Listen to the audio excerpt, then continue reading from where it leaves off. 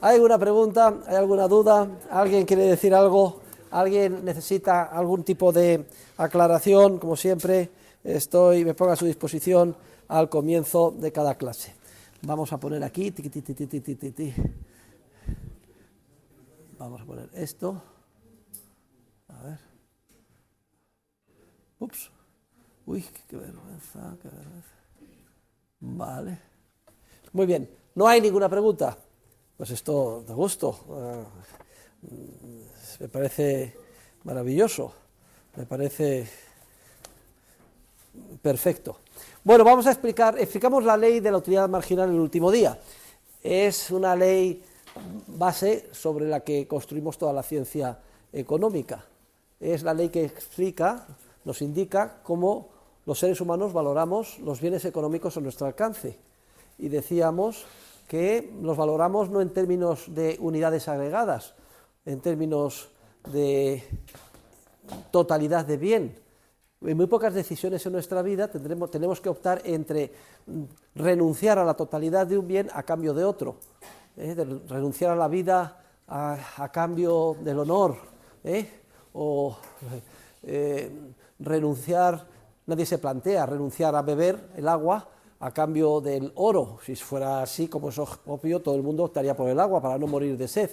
No, la inmensa mayoría de las acciones en las que nos vemos implicados suponen siempre considerar, señores, no me distraigan, por favor, todo el mundo concentrado en lo que digo yo, considerar acciones en las que podemos optar por alguna unidad más o adicional de bien a cambio de renunciar de alguna unidad de otro bien.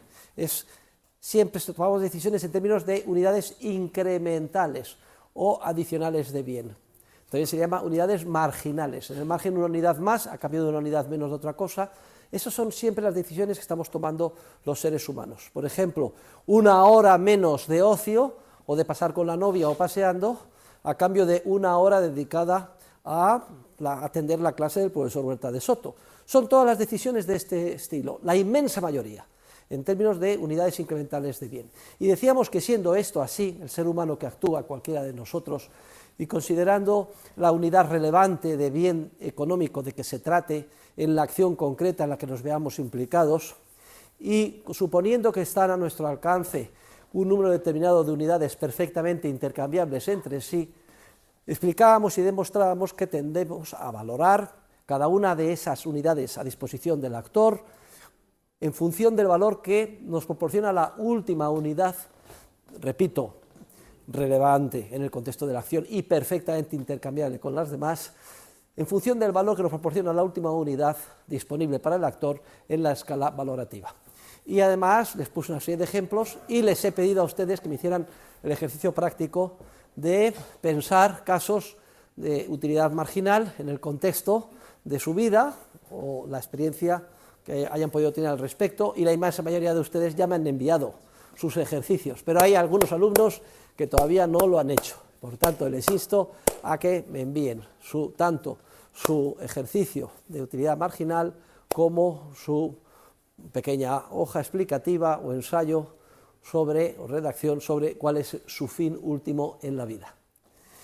Pero siendo la ley de la utilidad marginal clave, y vamos a ver cómo en base a ella vamos a elaborar toda la teoría de los precios, también es muy importante la que se denomina ley del rendimiento o ley de la productividad marginal decreciente. El profesor de ustedes es matemático, pero les prometió al comenzar el curso que no íbamos a utilizar nunca matemáticas ni tampoco gráficos. Sin embargo, vamos a hacer alguna excepción, la excepción que confirma la regla en clase, y hoy es una de estas excepciones. ¿Qué significa la ley del rendimiento y por qué la explicamos? Bien, la ley del rendimiento indica que existen proporciones óptimas, otro término que no me gusta para nada utilizar en el contexto de la ciencia económica, procede del ámbito de la técnica o de la tecnología, pero podríamos decir que existen proporciones que son superiores a otras en lo que se refiere a las combinaciones entre dos bienes económicos de orden superior o factores de producción. Recuerden ustedes que en la clasificación de bienes económicos, que decíamos que son aquellos escasos por definición, que había dos tipos, los que directamente satisfacían las necesidades humanas, también se les llamaba bienes de consumo o bienes económicos de primer orden, y también los bienes económicos de orden superior, que son aquellos que solo de una manera indirecta, exigiendo siempre la colaboración de otros bienes económicos de orden superior, y después de un periodo de tiempo más o menos prolongado, y recuerden el concepto subjetivo de tiempo que utilizamos en economía, sentimos el fluir del tiempo precisamente conforme actuamos, y vamos culminando las diferentes etapas de nuestro proceso de producción. Pues bien, en esas etapas lo que hacemos los seres humanos, les voy a separar inmediatamente, es el tercer aviso, y si no se van de clase. En ese proceso de acción lo que hacemos es combinar bienes económicos de orden superior que son complementarios entre sí. Vamos a suponer, tradicionalmente, de una manera muy burda, pero visual, pues se dicen que son, por ejemplo, el factor trabajo y el factor capital. No existe tal cosa como un factor trabajo, como un bien económico de orden superior trabajo, lo que hay es una constelación casi infinita de diferentes servicios de trabajo humano, porque hay servicios de programador, servicios de mecánicos, servicios de profesores, etc. Y tampoco existe tal cosa como un factor de capital, existe también una constelación enormemente numerosa de bienes económicos de orden superior. De hecho, les decía que el número más importante de los bienes son los bienes económicos de orden superior. Aproximadamente los de consumo vienen a ser un tercio, fíjense, aunque teniendo en cuenta, si pudiéramos sumar todos los bienes de consumo de todos los tipos que hay, que nos satisfacen directamente necesidades humanas, que son centenares de miles, pues 3 veces más serían, para que se hagan una idea, y esto no es una cosa estática, sino que va continuamente cambiando, etcétera, el número de los bienes económicos de orden superior o factores de producción que ayudan a producir después de un periodo temporal y en combinación o cooperación con otros bienes, los bienes finales que satisfacen nuestras necesidades humanas o bienes económicos de primer orden. Nos interesa esta ley de la productividad marginal porque la vamos a utilizar para explicar cómo se determina el precio de los factores de producción. Cuando elaboremos la teoría de los precios, vamos a explicar cómo se determina el precio en el mercado, en la sociedad, como consecuencia de la interacción de todos nosotros en relación con los bienes de consumo, es decir, con aquellos que satisfacen directamente las necesidades humanas. Pero a través de unos procesos de mercado muy complejos e impulsados por la empresarialidad de todos y cada uno de nosotros, cada vez que valoramos los bienes económicos de consumo, también estamos valorando, como si dijéramos hacia atrás, de una manera indirecta, los bienes económicos de orden superior o factores que nos ayudan a producir esos bienes de consumo. Luego, cuando elaboremos la teoría de los precios, veremos cómo se determina el precio de cualquier bien de consumo. Me da lo mismo que sea pues, un abrigo para no tener frío, o los servicios de cobijo de un hogar, de una habitación, o de una casa, etcétera. Y explicaremos cómo se determina el precio de esos bienes de consumo. Ya lo veremos de aquí a 2 o 3 semanas. Pero la ley del rendimiento, o ley de la productividad marginal decreciente, nos va a ser imprescindible para entender cómo, de una manera indirecta, cada vez que fijamos los seres humanos, por interacción entre todos, los precios de los bienes de consumo, en cada día o en cada momento, también se están fijando, como si dijéramos hacia atrás en el tiempo, los bienes de los factores de producción que ayudan a producir esos bienes de consumo. Y por eso sencillamente tiene un precio de mercado un ladrillo, no porque nadie se pueda comer el ladrillo, sino porque el ladrillo eventualmente terminará siendo utilizado junto con otros bienes económicos de orden superior, cemento, etcétera, en la producción de un bien final de consumo, que podrá ser pues, el chalet en la sierra, a la que vamos los fines de semana, y así sucesivamente. Luego hemos hecho esta introducción para dar una explicación, una perspectiva, desde lejos de por qué es importante que entendamos la ley del rendimiento, que precisamente lo que dice, y ustedes lo han leído en el libro de texto, en la acción humana de Mises, que hay unas proporciones que son superiores o óptimas de bienes de orden superior, de bienes económicos de orden superior, para producir bienes de consumo. La explicación ahora detallada y la demostración de que esto es así, desde el punto de vista didáctico, se ilustra no tenemos más remedio, pero de una manera más potente, utilizando este gráfico y vamos a considerar que hay dos bienes económicos de orden superior.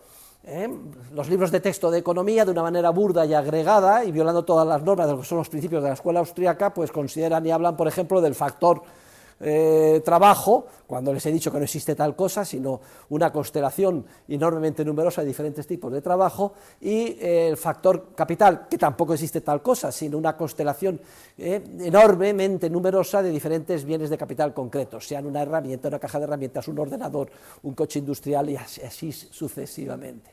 Pero bueno, a efectos simplificativos y de una manera burda para entender lo que queremos decir, vamos a considerar que hay dos factores de producción, y el factor de producción que normalmente para explicar esta ley se considera en ese par es el factor de producción trabajo. Vamos a considerar un proceso de producción, un ejemplo concreto de producción, por ejemplo, de patatas, y vamos a considerar que el proceso de producción de patatas exige que cooperen dos factores, el factor de producción trabajo, en este caso serían campesinos o agricultores especializados en la producción de patatas, es decir, cultivarlas, cuidarlas y cosecharlas, y el factor de producción complementario, pues ¿cuál sería? Bueno, en este caso vamos a considerar el factor que se llama tierra o recurso natural, es decir, una parcela, que es una extensión de tierra en la cual los agricultores pues van a cultivar las patatas. La idea esencial es clara, dos factores de producción o bienes económicos de orden superior que cooperan, tienen que cooperar, y que solo después de un periodo de tiempo más o menos prolongado y de culminar una serie de etapas, pues culmina todo el proceso de producción en las magníficas patatas que compramos en el supermercado y pelamos y freímos en aceite de oliva y nos comemos y tanto nos gustan, es decir, en el bien final de consumo. En la explicación de esta ley, además, se considera, a efectos didácticos, que se va a mantener fija el número de unidades o la cantidad de un factor, de los dos que cooperan, y que, en cambio, vamos a ver qué pasa con el otro factor, en el que sí vamos a considerar que se pueden incrementar o disminuir el número de unidades que van a participar en el proceso de producción. Bueno, pues vamos a imaginar que tenemos los dos factores y vamos a suponer que el factor de producción fijo en nuestro caso es el recurso natural, el factor tierra, que dicen los economistas neoclásicos de una manera tan burda. En nuestro ejemplo, vamos a suponer una parcela de tierra, por ejemplo, de la extensión o superficie de este aula. Y esa es una cantidad fija. El factor de producción fijo es el recurso natural, en este caso el factor tierra, representado por una superficie determinada de determinada extensión en la que podemos cultivar patatas. Ese sería el factor A, el factor de producción fijo. Y vamos a considerar el otro factor de producción que tiene que cooperar para poder llegar al tan ansiado bien de consumo, que son el factor de producción trabajo. En nuestro caso, más o menos agricultores, es decir, que puedan pasar a esta parcela de tierra un agricultor, dos agricultores, tres agricultores a producir patatas. Pues bien, lo que dice esta ley es que hay una combinación que es la mejor entre ambos factores, el factor de producción fijo, factor de producción A, en nuestro caso la superficie de tierra, en el ejemplo que hemos puesto, y el factor de producción variable que coopera imprescindiblemente con el fijo en aras de llegar al tan ansiado bien final de consumo, que son las patatas que vamos a comernos, que serían los trabajadores. Podrían ser horas que contratemos de agricultor o simplemente vamos a suponer que es un agricultor trabajando 8 horas al día, o 2 agricultores, 3 agricultores, etc. Bueno, pues si en la representación gráfica, que me repateé a hacer, pero que simplemente es para que ustedes lo visualicen mejor, no sería imprescindible porque yo soy capaz de explicarlo y además de manera muy precisa, aunque no hubiera este apoyo visual.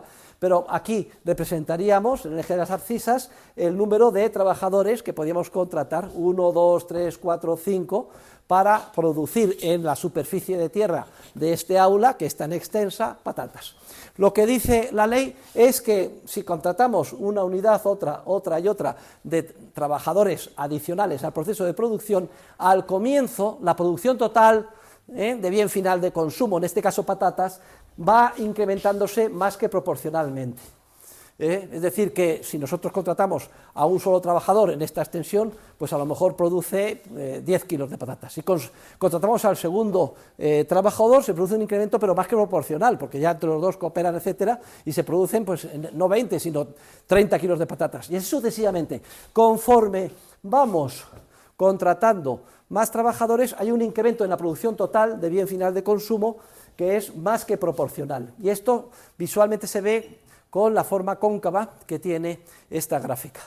Pero, y aquí es lo que indica la ley, existe siempre un punto, un nivel de unidades del factor variable, en este caso del factor trabajo de trabajadores, a partir del cual, si seguimos contratando trabajadores, claro que se siguen produciendo incrementos adicionales de la producción final de patatas, pero ya empiezan a ser menos que proporcionalmente. Es decir, que se produce una modificación en la curva que de pasar a ser cóncava pasa a ser convexa. Y esto siempre pasa en todos los procesos de producción. Y no es una ley tecnológica, como muchos piensan, o de la ingeniería, sino que es una ley estrictamente praxeológica, inserta en los principios esenciales y en los elementos esenciales ontológicos de la acción humana. Y vamos a demostrar que esto es así. ¿Por qué siempre en un proceso de producción en el que intervienen dos factores, considerando uno de ellos fijo y el otro variable, llega un momento en el que a partir de unidades adicionales que se incorporan al proceso productivo, el incremento de la producción empieza a ser cada vez más pequeño? Por tanto, a partir del momento en que esto sucede, ya podríamos decir que la combinación ideal, la combinación mejor, ya se ha superado, porque ya estamos contratando trabajadores adicionales y sí que se produce más, pero cada vez se produce un incremento más pequeño. ¿Por qué esto siempre tiene que ser así? La demostración genial que hace von Mises en el libro de texto que ustedes han leído es una demostración sensu contrario. ¿Qué pasaría si esto no fuera así? ¿Qué pasaría si no existiera un punto? Los economistas neoclásicos hablan de óptimo, a mí me repatea porque en economía esto tiene unas reminiscencias de los máximos y mínimos en la matemática diferencial, etcétera. Pero bueno, ¿qué pasaría si no hubiera esta combinación ideal a partir de la cual empezaría a producirse cada vez incrementos más pequeños? Si esto no fuera así, ¿qué sucedería? Pues sucedería simplemente, en su contrario, si esto no fuera así, que podríamos seguir incrementando la producción y cada vez con aumentos incrementales o marginales mayores, simplemente aumentando el número de unidades del factor variable, es decir, contratando trabajadores adicionales. Vamos a ver si soy capaz de salirme. Si es que soy una fiera tecnológica. A ver. Vamos a poner aquí. Si no existiera este punto óptimo, podríamos seguir incrementando hasta arriba, incluso superar, fíjense ustedes, visualicen, el techo, el forjado, pasar al piso siguiente, superar la cubierta y llegar al infinito simplemente añadiendo unidades del factor trabajo, es decir, contratando trabajadores adicionales. ¿Y esto qué implicaría? Implicaría que el otro factor de producción, que es el factor que hemos considerado fijo, en este caso la superficie de tierra que estamos cultivando, que para visualizarla hemos imaginado que era de la misma extensión que la de esta clase, Esto significaría que el factor de producción fijo, el otro factor de producción, tendría una capacidad de producción ilimitada, al infinito. Es decir, que no sería un bien económico o recurso escaso, sino que sería esos que hemos denominado bienes libres o factores dados de la naturaleza con una capacidad productiva ilimitada. Y ya saben ustedes que solamente se tienen en cuenta por el actor y tienen implicaciones en la ciencia económica los bienes económicos, que son aquellos que se consideran subjetivamente escasos, es decir, que no son suficientes para satisfacer todas las necesidades que tenemos los seres humanos. Y lógicamente, si no se diera la ley de la productividad marginal decreciente, la capacidad productiva de esta superficie limitada de tierra sería ilimitada, lo que va en contra del punto de partida inicial, que era el considerar que ambos bienes económicos de orden superior, en este caso trabajo y recurso natural, eran ambos bienes económicos, que son aquellos que por definición son escasos.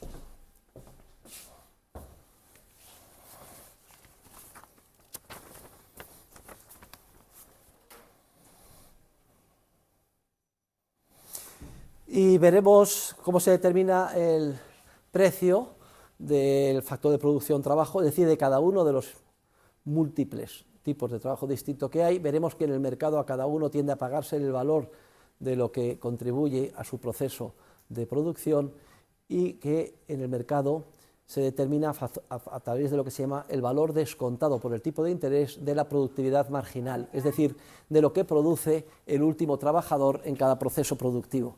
Ven cómo en economía todo va en términos de unidades incrementales o marginales de bien. Y claro, al darse siempre la ley del rendimiento o de la productividad marginal decreciente, ¿por qué se llama también, póngalo, ley de la productividad marginal decreciente? Pero quiere decir que existe un nivel de producción total de bien de consumo a partir del cual,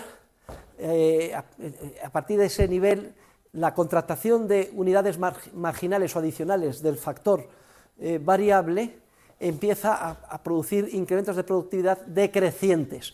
Es decir, sigue creciendo, pero cada vez más pequeña los incrementos. También se llama ley de la productividad marginal decreciente.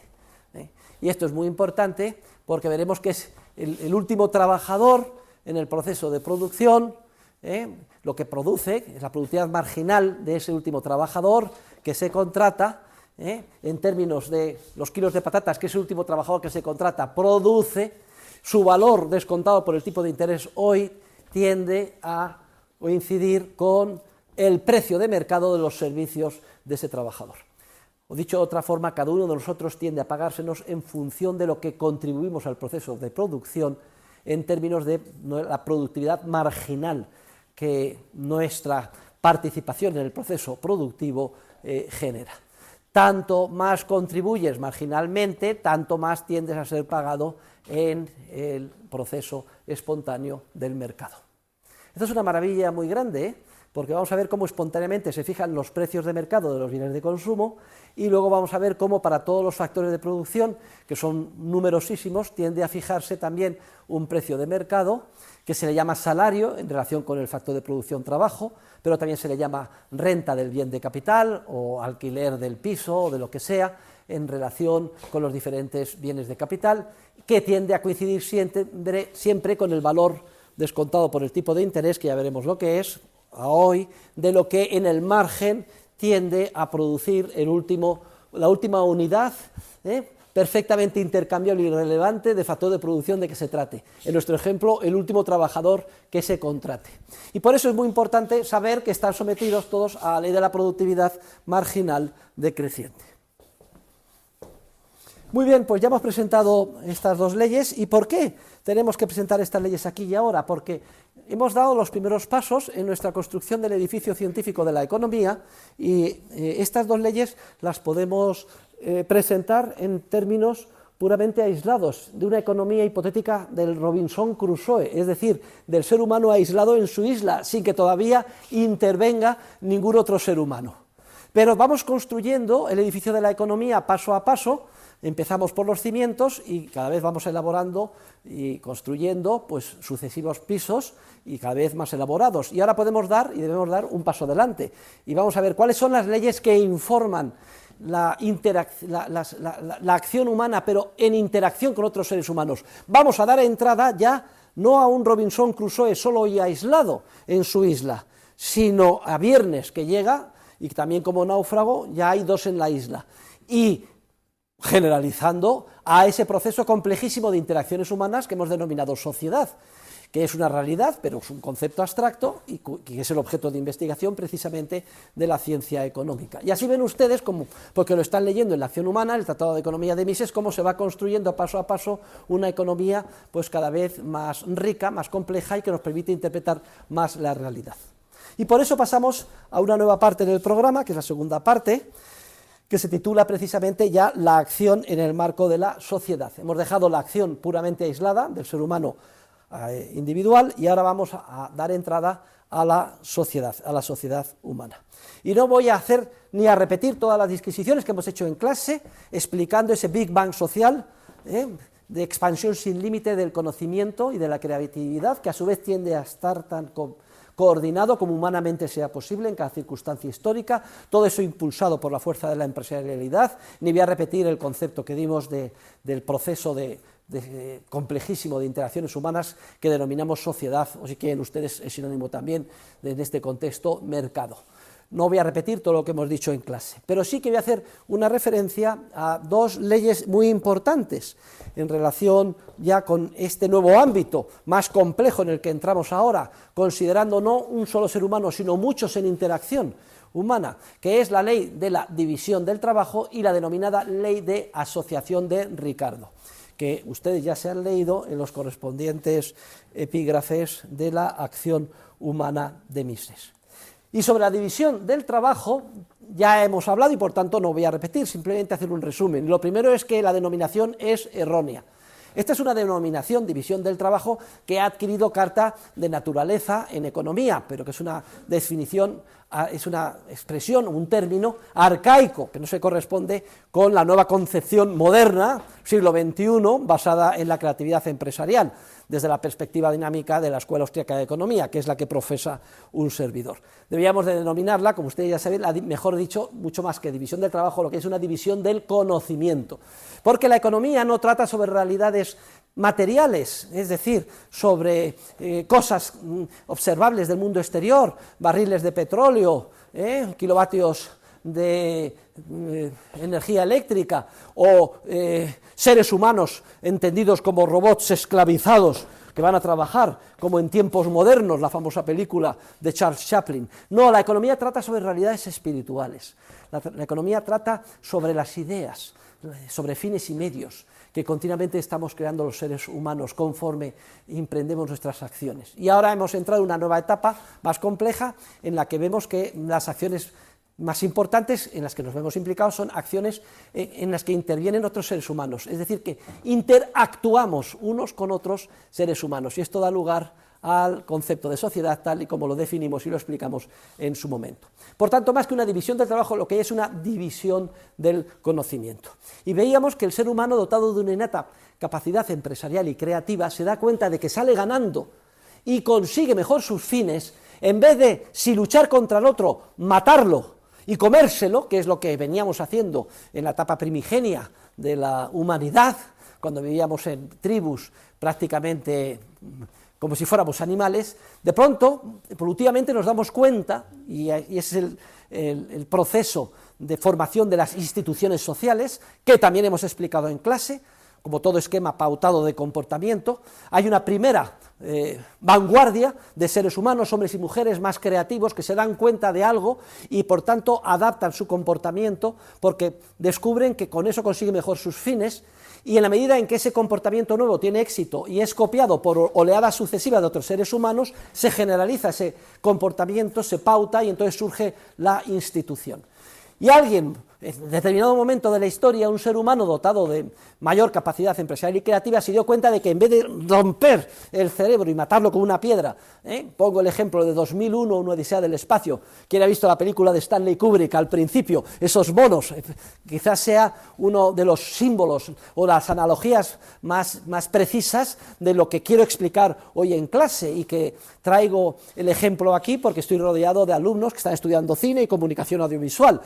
Alguien, en vez de esos monos que se mataban, de pronto descubre que no lo voy a matar, sino que puede haber un do-des, un intercambio. Es cierto que al principio esos intercambios son muy embrionarios y consiguen salvarle la vida a cambio de que él pues me haga determinados servicios. Es decir, la esclavitud, aunque nos repugne y nos parezca una monstruosidad, y de hecho lo es desde la perspectiva de hoy, sin embargo, si nos vamos en la máquina del tiempo al momento inicial de Stanley Kubrick, fue un avance enorme, porque era entre matar al otro y comértelo y ahora no matar. Me doy cuenta de que salimos ganando, tú salvas la vida y además te convierto en esclavo mío. Luego va evolucionando la humanidad y se descubre que mucho mejor que la esclavitud es la libertad y el intercambio voluntario, y así sucesivamente. Y nos damos cuenta, queridos alumnos, de que conseguimos mucho mejor nuestros fines si en vez de matar al otro o comérnoslo, lo que hacemos es, cada uno se especializa en lo que aquello cree que tiene una ventaja comparativa, y se dedica solo a eso. Claro, si yo me voy especializando solo en lo que tengo ventaja comparativa y me dedico solo a eso, como es lógico, para poder sobrevivir necesito que haya otros múltiples seres humanos que hagan lo mismo, pero en todas las otras parcelas que yo dejo abandonadas y de las que necesito para sobrevivir. Si yo me especializo nada más en cazar bisontes, pues podré ser el mejor cazador de bisontes, pero no solo de bisontes vive el hombre, sino que además alguien tendrá que quitarle la piel, curtir y especializarse en hacerse vestidos y abrigos para protegernos del frío. Y alguien tendrá que especializarse en cocinar la correspondiente carne o salarla debajo de la nieve, etc. Y alguien tendrá que especializarse en buscar una cueva o hacer un cobertizo o una casa.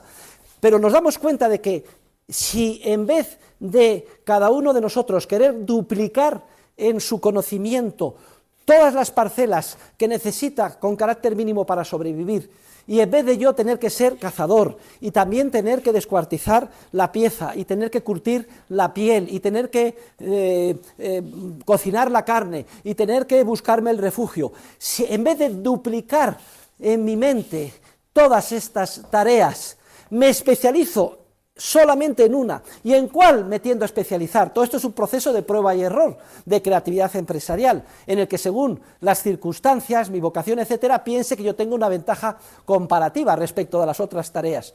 Y los otros seres humanos a su vez hacen lo mismo, pero en las otras tareas en las que yo no me especializo, salimos ganando si cada uno intercambia el resultado de su esfuerzo por los productos de los otros, de los que carece, que también están haciendo lo mismo. Esto se llama la ley de la división del trabajo. Nos damos cuenta que aumenta enormemente la productividad si cooperamos unos con otros, cada uno especializándose en una parcela concreta del conocimiento en el que tiene ventaja comparativa e intercambiando los productos de su esfuerzo con los de los otros seres humanos que a su vez hacen lo mismo en otras parcelas. Y de hecho, el avance de la civilización, de la prosperidad, se basa en una cada vez más detallada y profunda división del conocimiento. Cada vez nos especializamos en áreas más concretas o pequeñas con un nivel de profundidad cada vez más grande.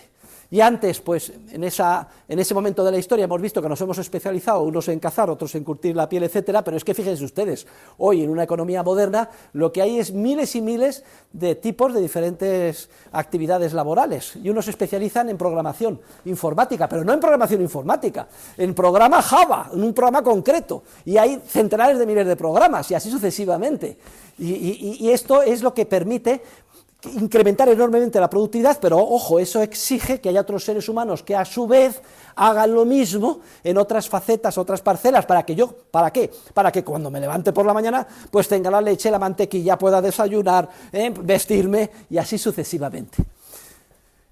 Luego, la ley de la división del trabajo es una denominación arcaica de una ley que debemos de redefinir o redenominar como la ley de la división del conocimiento, que explica que la actividad concertada y cooperadora entre los seres humanos y pacífica es enormemente más productiva que la aislada. ¿Por qué razón la demostración? Porque la aislada nos obliga a replicar o duplicar todas las actividades en las que necesitamos para vivir, y entonces esto nos obliga a vivir, a bajar nuestro nivel de vida a un nivel de mera subsistencia, mientras que especializándonos y teniendo en cuenta que hay otros muchos seres humanos que se especializan a su vez en las otras tareas, que yo también necesito los frutos de ellas, pero no tengo esa ventaja comparativa, e intercambiando los productos unos con otros de manera pacífica, lo que se produce es el aumento de la prosperidad, el cuerno de la abundancia que caracteriza la economía de mercado, el orden espontáneo del mercado, el sistema de libertad de empresa y el sistema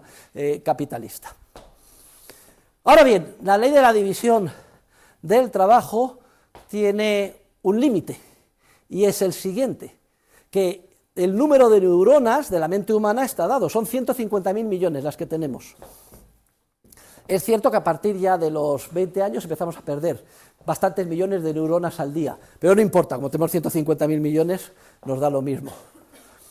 Significa que la capacidad mental de digerir conocimiento, discernir y de creatividad del ser humano viene limitada, aunque solo sea por esa limitación de los 150.000 millones de neuronas. Entonces, ¿qué pasa? Pues que la división del trabajo tiene un límite que viene impuesto por el número de cabezas de seres humanos. Podemos ser, como dice Hayek, y ya lo vimos en su momento, pocos, pero si somos pocos seremos siempre pobres. ¿Por qué? Porque si somos pocos, imagínense una humanidad en la que solo estuviéramos viviendo nosotros, los 40 o 50 alumnos que hay en clase hoy. Claro que podría haber una división del conocimiento, pero estaría enormemente limitada a 50 actividades, porque solo somos 50. Luego, el límite, el muro infranqueable que limita esa capacidad de expansión sin límite de la producción y de la prosperidad, viene establecido por el número de seres humanos. Porque podemos ser, repito, como dice Hayek, pocos y pobres, o podemos ser muchos, muchísimos y muy ricos. Les decía que en el año 62, Concilio Vaticano II, me acuerdo como si fuera ayer, había en el mundo 3.200 millones de personas. Hoy somos más de 8.000 millones de personas. Pero lo de menos es que se haya casi multiplicado por 3 el número de seres humanos. Es que tenemos un nivel de riqueza y de prosperidad muy superior, decenas de veces superior al que había hace 60 años. Y lo mismo podemos imaginar cara al futuro. Cuando seamos en vez de 8.000, 80.000 millones de seres humanos, 800.000 millones de seres humanos, la capacidad de crecimiento, de la prosperidad y de la humanidad es ilimitada. De hecho, hay una nota a pie de página que ya les expliqué en el libro de Socialismo, que así lo explica apoyándose en los trabajos de dos físicos. Sobre todo si tenemos en cuenta que se pueda, que tenga su soporte no solo en esta Tierra, sino que podemos hacer viajes interestelares, etc. Y alguien dirá, pero qué barbaridad, pero qué cosas dice el profesor Huerta de Soto, 80.000 millones, 800.000 millones, pero no nos dicen a los agoreros de las tragedias humanas que se va a producir como consecuencia de la gran cantidad de población que hay, que todos respirando 800.000 millones, CO2, ¡oh, calentamiento global, todos muertos! Y además acabando con todos los recursos naturales y los ríos y los anuncios que nos ponen en la televisión con las playas llenas de plástico y el ser humano que está destrozando la naturaleza que le rodea. Hasta el propio Papa dice que tenemos que parar de consumir y de mejorar la prosperidad y de volver a la época de las cavernas y de volver a la época de la subsistencia, porque esto es lo que nos permitirá no acabar con la tierra. Todo esto es absolutamente falso, demuestra un desconocimiento absoluto sobre los principios esenciales de la ciencia económica, del proceso de mercado y de la creatividad humana. Es justo lo contrario. porque la capacidad de solventar estos aparentes problemas de calentamiento global, cambio climático, etcétera, de un ser humano creativo en un proceso o entorno de continua profundización de la división del conocimiento es ilimitada.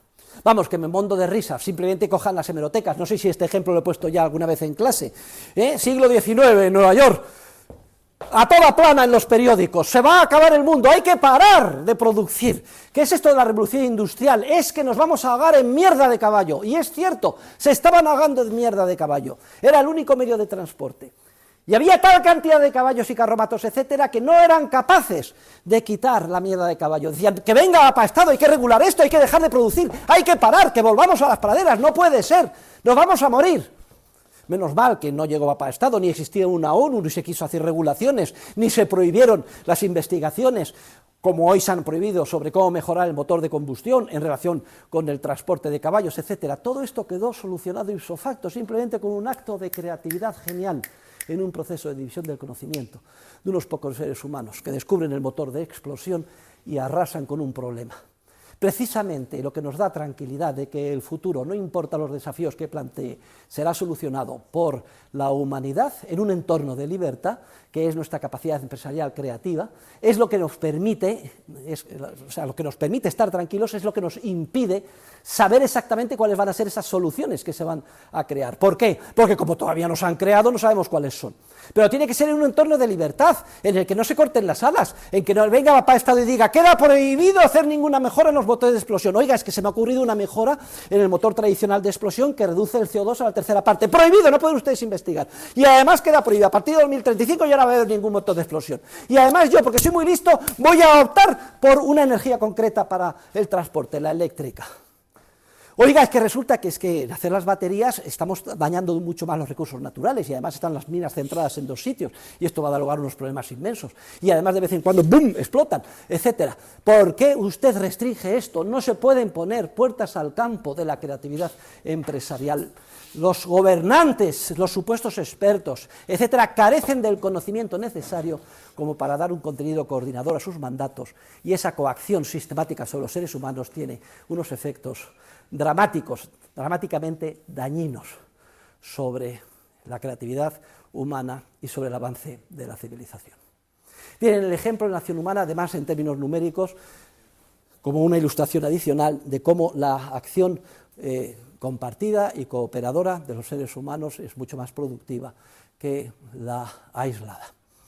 Y esto es algo que se descubre empresarialmente, y es algo que, como he dicho, en oleadas sucesivas, un número de generaciones, históricamente cada vez mayor, de seres humanos van copiando, y así hasta llegar a la civilización moderna. Aquellos órdenes espontáneos de cooperación o aquellas naciones, etcétera, que adoptan esos comportamientos pautados, basados en el descubrimiento, la creatividad empresarial libre, el intercambio voluntario y la división mal llamada del trabajo del conocimiento, preponderan sobre aquellos otros grupos más primarios que no están dispuestos a aceptar la disciplina que supone el respetar al otro e intercambiar voluntariamente al otro. Eso supone una disciplina, porque muchas veces lo que te pide el cuerpo es, anda este señor, anda el profesor Huerta de Soto, que tiene un Rolls de oro, le vamos a romper la cabeza, ¡pum!, y me quedo con el Rolls. Esto es lo que te pide el cuerpo. Esto es lo que te pide el cuerpo. Esta chica tan guapa, pues cojo, me la quedo y me la violo.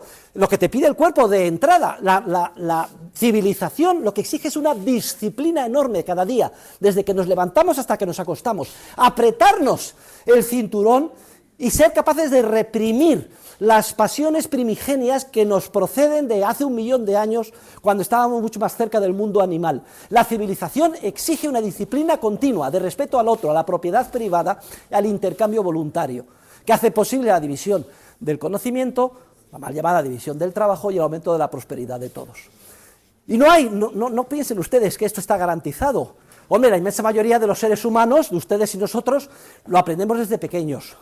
Lo aprendemos en casa, en la familia, lo que está bien, lo que está mal, en los entornos pequeños. Si alguna vez cometemos un error, nos damos cuenta del coste que tiene. Pero hay otras personas que no, u otras sociedades que no. Y quieran ustedes aceptarlo o no, hay sociedades más retrasadas precisamente por esto. ¿Por qué el mundo musulmán es más retrasado que el mundo occidental, en general? No piensen ustedes que estoy hablando de algo políticamente incorrecto. Cuando resulta que cuando fue la conquista árabe de España, en el 700 y pico, era al revés, es decir, los superavanzados eran los árabes y los embrutecidos, que estábamos en pleno medievo, alta edad media, pues éramos los europeos. ¿Pero por qué es esto? Pues porque por una serie de razones que habría que ver hasta qué punto se basan o no en el Corán, porque yo me lo he leído y es un libro muy anclado en el comercio voluntario, en el respeto a la propiedad privada, etcétera. Pero básicamente hay una serie de interpretaciones religiosas en torno a esta religión que, por un lado, dejan fuera de juego a la mitad de la población, básicamente a las mujeres, que están consideradas de manera muy secundaria, y además no han sido capaces de asimilar el entorno de libertad que supone una economía basada en la libre empresa. No distinguen entre religión y Estado y justifican la guerra santa contra el infiel. No está recogido así expresamente en el Corán en ningún sitio, pero muchísimas interpretaciones de él sí lo tienen. Llegan incluso hasta la yihad, la guerra santa contra el infiel. Está justificado pues, matarle directamente, ¿no? Y entonces, en vez de comerciar, ¿cómo se solucionarían todos los problemas en Palestina? Pues acabando con fronteras, barreras, estados e impuestos, y dejando a los seres humanos que comerciaran libremente en un entorno de libertad. Pero esto exige una disciplina de no dejarte llevar por fanatismos, ni por lo que te pide el cuerpo. Ah, este es judío, pues lo voy a matar. Venga, 1800 cohetes, y además, vengas, nos vamos en unos alas deltas y cortamos el cuello a 1500 personas.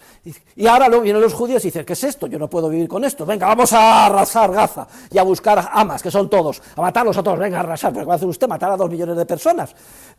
No tiene solución mientras unos y otros no sean capaces de adoptar los comportamientos pautados y la disciplina rigurosa que exige la cooperación social basada en el mercado, la libertad de empresa, el respeto al otro y la cooperación voluntaria fundamentada en la división del trabajo.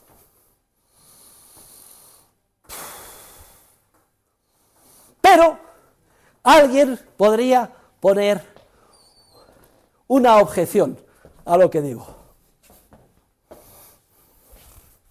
¿Qué pasa, profesor Huerta de Soto? Está muy bien todo lo que dice y lo entendemos. Nos hemos leído el libro, hemos visto el detalle, ahora lo explica usted, el profesor va al corazón de las cosas de una manera sintética, su fundamento filosófico, vemos y descubrimos la luz, salimos enriquecidos ahí fuera, ya entendemos mucho mejor que ayer lo que somos y qué papel jugamos unos en relación con otros. Pero ¿qué pasa? Aunque entendamos que seguimos ganando si cada uno se especializa en lo que tiene ventaja competitiva o comparativa con los demás e intercambia los frutos de su esfuerzo con los otros. ¿Qué pasa si hay un ser humano, una persona, que tiene ventaja comparativa o competitiva en todas las líneas o actividades respecto de los otros seres humanos? ¿Seguirá interesando en ese caso la cooperación social voluntaria y la especialización, sí o no?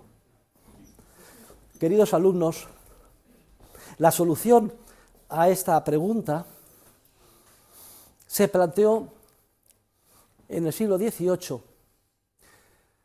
por un economista británico cuya familia era oriunda de España. Ya saben que fue una de las tragedias de nuestro país, la expulsión de los judíos por los mal llamados Reyes Católicos en 1492 y posteriormente, en el reinado de Felipe III, la expulsión de los moriscos. Entonces la familia, en este caso, expulsada, encontró cobijo en el Reino Unido. Era la familia Ricardo, se llamaba.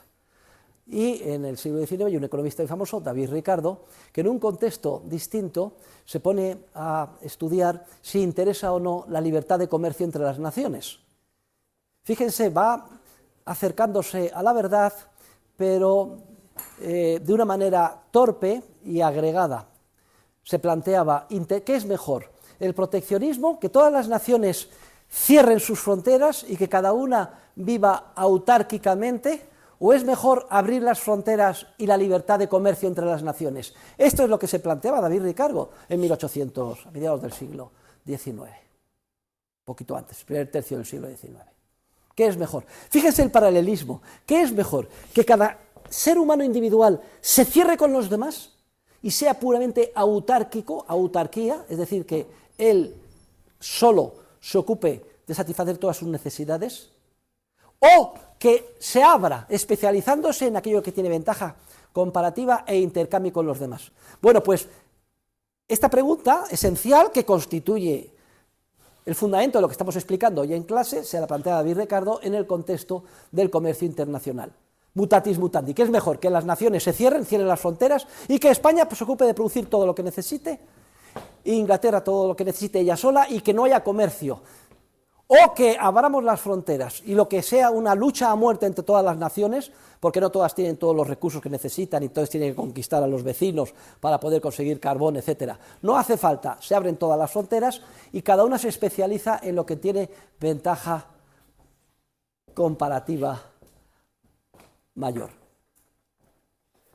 Y efectivamente, pues él llega a la conclusión, igual que nosotros en el ámbito de la ley de división del conocimiento, que lo mejor es abrir las fronteras y el comercio libre. Que España se dedique a la producción de naranjas, diciéndolo de manera burda, y el Reino Unido a la producción de acero, porque tienen carbón, minas de hierro, etcétera.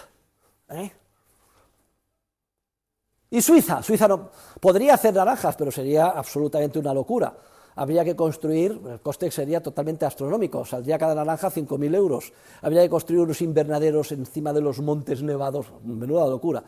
Pero tampoco hay petróleo en Suiza, pero tampoco hay acero, y sin embargo son los países más ricos del mundo, pero en un entorno de libertad. ¿Y por qué? Pues como está todo el día nevando en invierno, el invierno dura muchos meses y no saben qué hacer, y están en casa metidos y aburridos, pues se especializan en hacer relojes, reloj suizo, como el que tengo yo, los mejores relojes del mundo.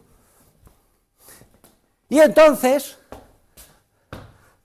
en un entorno de libertad de comercio entre las naciones, la manera más barata que tiene el Reino Unido de producir, entre comillas, naranjas, que son muy aficionados a ellas, porque se ha puesto de moda tomarse un vaso de naranja todas las mañanas a desayunar, es produciendo acero, porque ese es lo que tiene ventaja comparativa, e intercambiando su acero con las naranjas españolas. Y España descubre que la manera más barata que tiene de, entre comillas, fabricar relojes, es produciendo naranjas, porque tenemos las mejores naranjas del mundo así de grandes, porque aquí hace sol, es maravilloso el Mediterráneo, e intercambiamos nuestras naranjas por los relojes de Suiza, y los suizos descubren que la mejor manera de hacerse con el hierro o acero que necesitan para sus construcciones y naranjas es haciendo relojes. Cada uno se especializa en lo que tiene ventaja comparativa e intercambia los resultados de su especialización con los demás.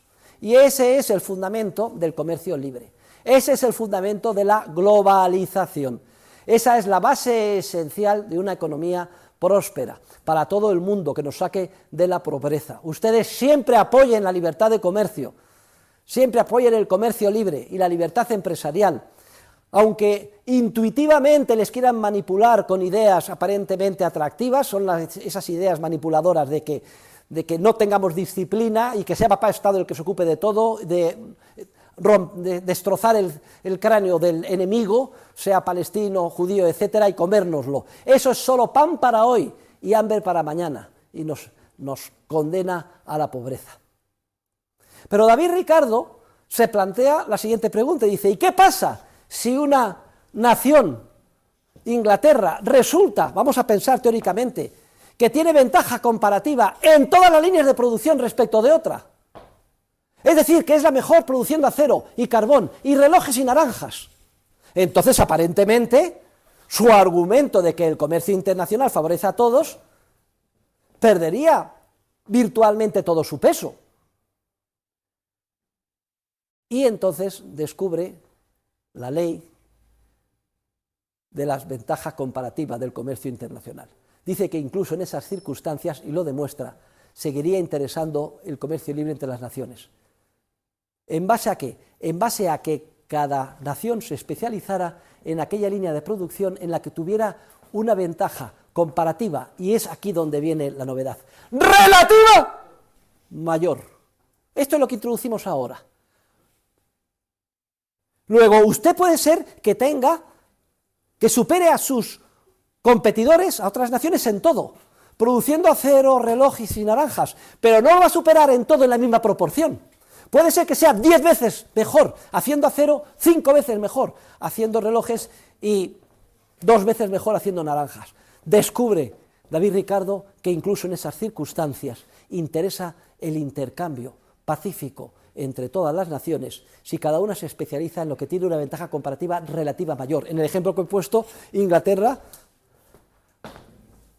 acero, y dejar las otras líneas de producción a otras naciones o países, porque aunque no sean tan productivos como tú, el hecho de que tú seas mucho más que proporcionalmente productivo en acero hace que al final la producción de todos salga ganando si cada uno se especializa en lo que tiene una ventaja comparativa relativa. Y España, aunque no sea tan, en nuestro ejemplo absurdo, productiva haciendo naranjas como el Reino Unido, como resulta que es en lo que está más próximo del Reino Unido, es en las naranjas, le interesará especializarse en naranjas. Y esta es la ley de la ventaja comparativa relativa del comercio internacional que descubre David Ricardo. Y entonces Ludwig von Mises, nuestro economista dilecto, el más grande economista del siglo pasado, quizás el más conspicuo representante de la Escuela Austriaca de Economía, se da cuenta que esta idea genial de David Ricardo debe generalizarse a la interacción humana de todos los seres humanos de unos con otros.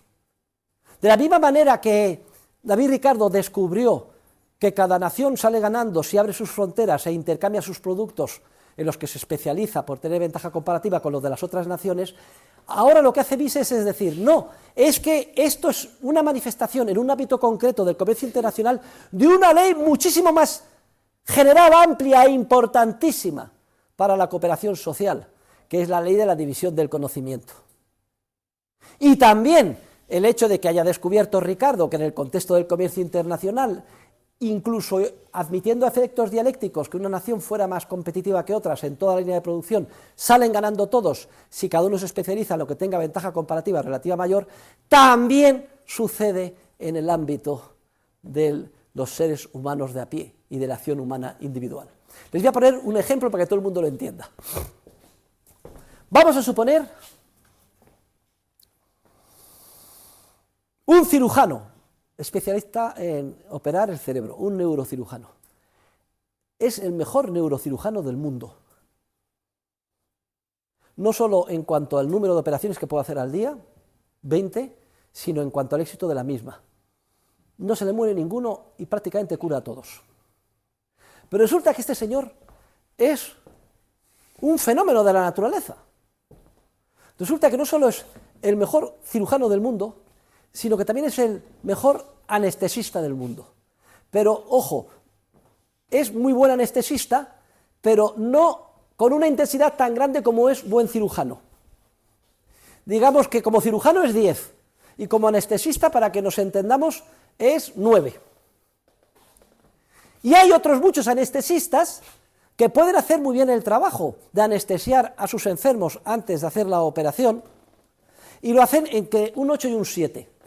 Son un poco más lentos, van más despacio, van más cuidadosos, no tienen tantos estudios, pero bueno, a efectos prácticos, pues cumplen muy bien, anestesian muy bien, con un nivel de notable, a los enfermos. Pero es que resulta que este fenómeno de la naturaleza, que es el mejor neurocirujano del mundo y además un sobresaliente anestesista, por encima de los anestesistas notables que hay a su alrededor, también resulta que tiene ventaja comparativa en ser el mejor cuidador de enfermería. Pues un magnífico cuidador de enfermería, sería un enfermero cuidando al enfermo en el posoperatorio muy bueno, de 8. Y los enfermos que hay en su alrededor, pues están bien cuidados, pues con enfermeras y enfermeros que son pues de notable bajo o aprobado, en el sentido de que les cuesta más horas, de que no lo hacen tan bien, etc. Lo que dice la ley de asociación de Ricardo es que incluso suponiendo un ser humano que en todas las facetas sea capaz de batir y tenga ventaja comparativa respecto de todas las actividades respecto de otros seres humanos, nos seguirá interesando el intercambio entre unos y otros, especializándonos cada uno en qué, en aquello en lo que tenga una ventaja comparativa, relativa mayor. ¿Y en qué tiene este señor de nuestro ejemplo ventaja comparativa relativa mayor?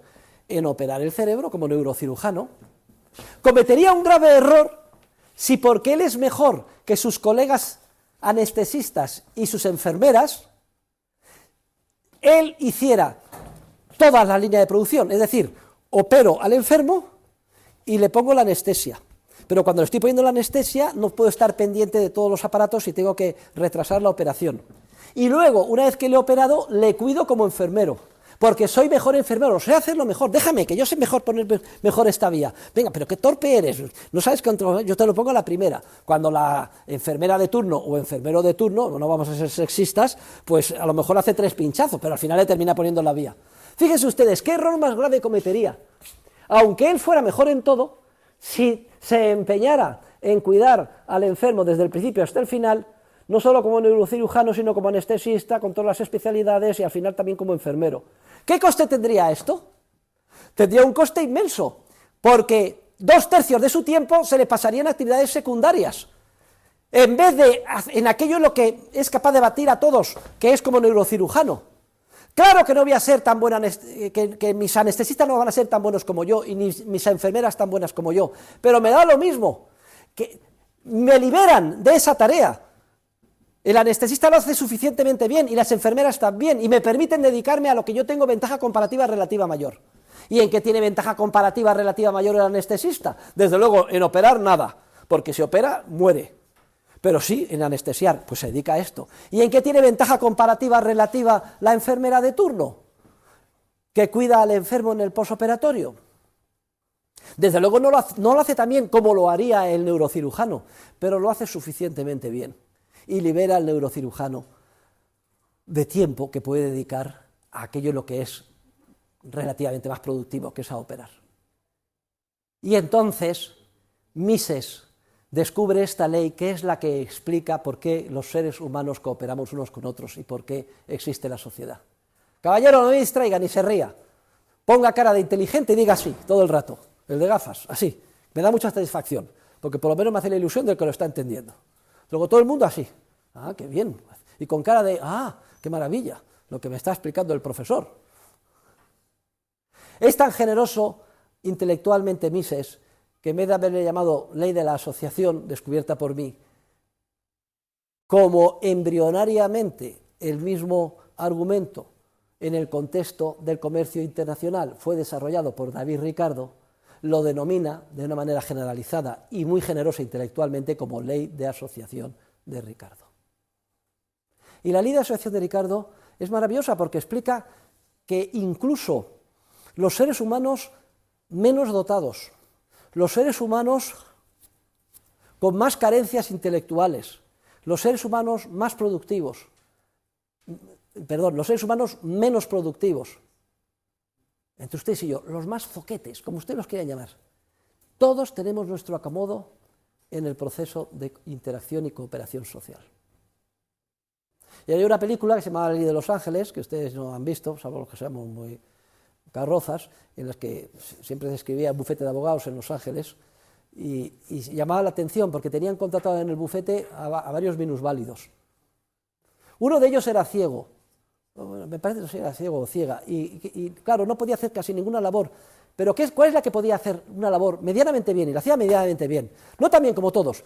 Telefonista, lo cogía por braille y pasaba las llamadas.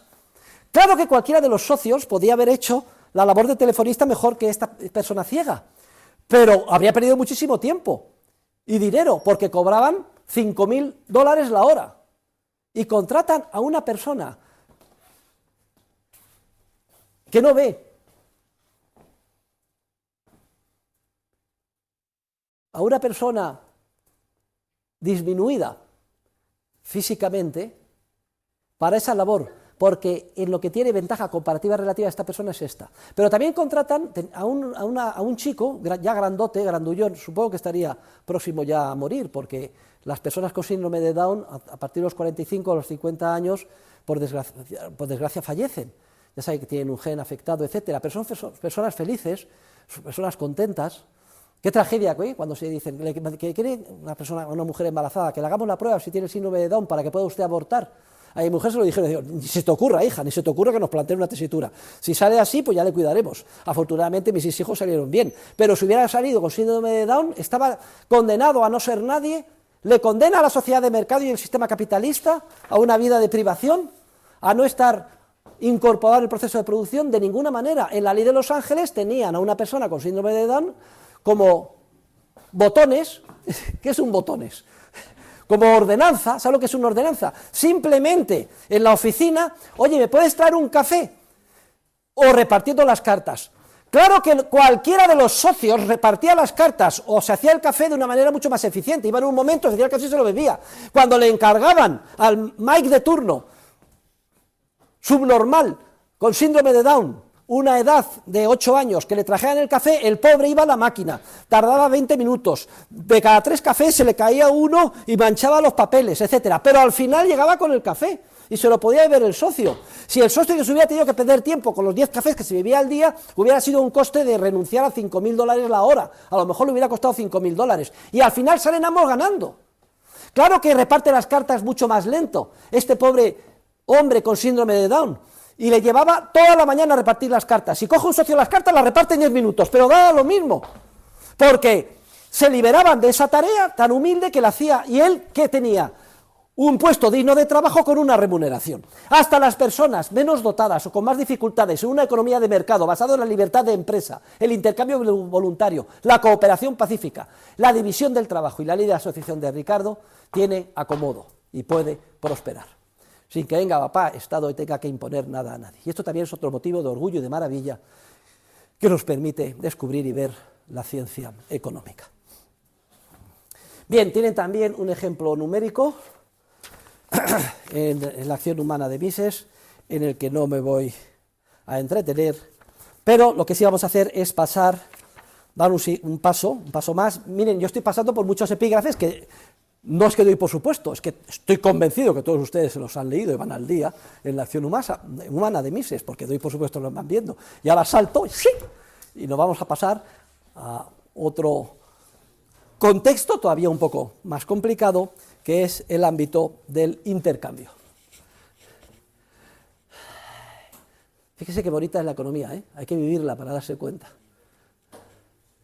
Porque si cada uno se especializa en lo que tiene ventaja comparativa relativa, ¿qué es lo que pasa? Que produce muchísimas unidades de un bien concreto. ¿Y qué es lo que dice la ley de la utilidad marginal respecto de esas unidades que producimos masivamente en esa parcela tan específica en la que nos hemos especializado? ¿Las vamos a valorar mucho o las vamos a valorar poco? Prácticamente no las valoramos en nada. Utilidad marginal decreciente, cuantas más unidades perfectamente intercambiables y relevantes de bien tenemos y hemos producido en la parcela en la que nos hemos especializado, no las valoramos en nada. Y si cada uno no valora en nada lo que tiene, ¿qué pasa con aquello de lo que carece y están produciendo los otros en un entorno de especialización? Pues que valoren muchísimo aquello de lo que carezco y tienen los demás. Si cada uno de nosotros no valoramos prácticamente en nada lo que tenemos y valoramos en mucho de lo que carecemos y al otro le pasa lo mismo y en sentido contrario, está claro que a poco que tengamos un mínimo de perspicacia empresarial, se nos encenderá la bombilla y nos daremos cuenta de que salimos ganando si intercambiamos el producto de cada uno con el del otro. Y esto es precisamente lo que da lugar a la sociedad. Y vamos a dar entrada al análisis del intercambio. La parcela de la economía que estudia la teoría de los intercambios se llama cataláctica, viene del griego katalatein, que significa intercambiar. Pero, siguiendo a Mises, procede ir un poquito para atrás y plantear un estudio, una pizquita más profundo en el inicio, sobre los intercambios.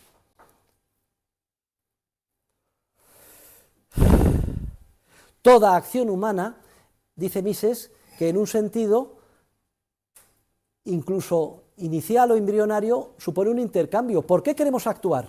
Porque queremos cambiar una situación en la que estamos por otra que valoramos más. Luego, ya la propia acción humana, que es lo que más caracteriza al ser humano, acción humana empresarial y creativa, ya supone un intercambio. Pero ahora vamos a dar, y estamos dando entrada a otros seres humanos. Hemos explicado la utilidad marginal, que explica el por qué valoramos tan poco lo que tenemos, y en tanto aquello de lo que carecemos y tienen los demás, y el proceso de especialización, que cada uno se especializa. Y que cuanto más seamos, más podemos especializarnos en ámbitos más concretos y otros en otros ámbitos cada vez más concretos, y si en vez de 3.200 millones somos 8.000, fíjense ustedes, hay 5.000 millones de parcelitas nuevas en las que nos podemos especializar, y esos 5.000 millones de parcelitas nuevas en las que nos podemos especializar y desarrollar nuestro conocimiento creativo son los que han permitido hacer esto, el ordenador, mandar un hombre a la luna, etcétera. Y ni siquiera podemos imaginar lo que podremos hacer, no con 5.000 millones de cabecitas en parcelitas nuevas, sino con 50.000 millones de parcelitas nuevas. Ni siquiera lo podemos imaginar, salvo que alguien sea aficionado a la ciencia ficción y le guste ver Star Trek. A ver si ya se descubre la transportadora, que a mí eso de subir en un avión en el aeropuerto, en la T4, subir las escaleras, el despegue, la vomitona, el aterrizaje, las maletas, llegar mareado. Yo, la transportadora de Star Trek. ¿Quién es Trekkie de los alumnos de grado? Tomen buena nota. Para aprobar este curso hay que enviciarse a Star Trek.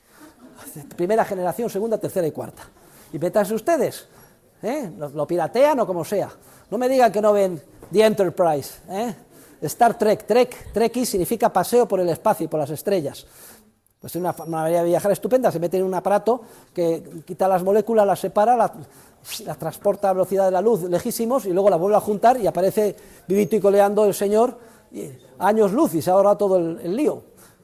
Esto es pura imaginación absurda, y si incluso pueden viajar a 1, 2, 3, 4, 5, 10 veces la velocidad de la luz. Yo se lo digo a mi hijo y dice, papá, estás loco, eso es físicamente imposible. Digo, el que estás loco eres tú. Ya veremos si con 50.000 millones de nuevas parcelas el día de mañana eso no, físicamente imposible. Ni siquiera podemos imaginar lo que seremos capaces de hacer.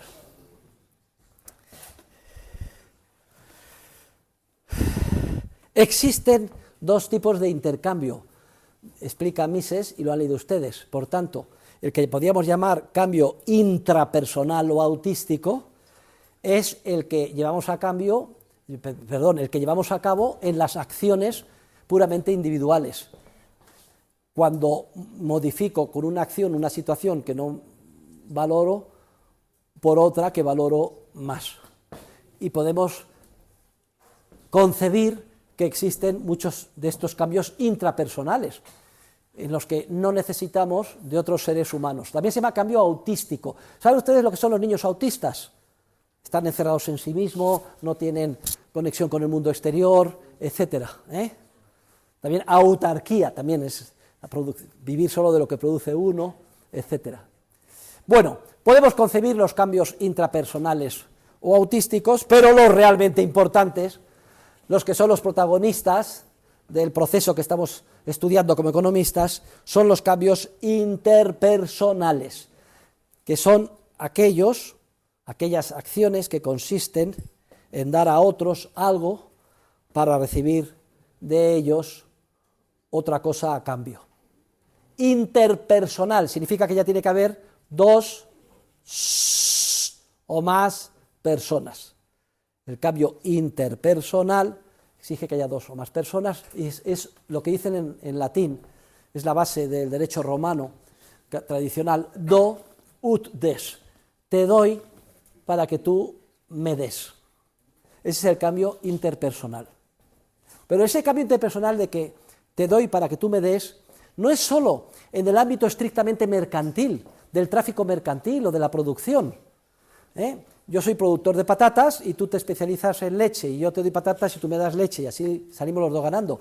Es también en la relación humana, un do ut des. ¿Por qué tenemos amigos o amigas? Porque en la otra persona encontramos pues que nos escucha, que nos atiende, desarrollamos una amistad, hay una relación de complementariedad.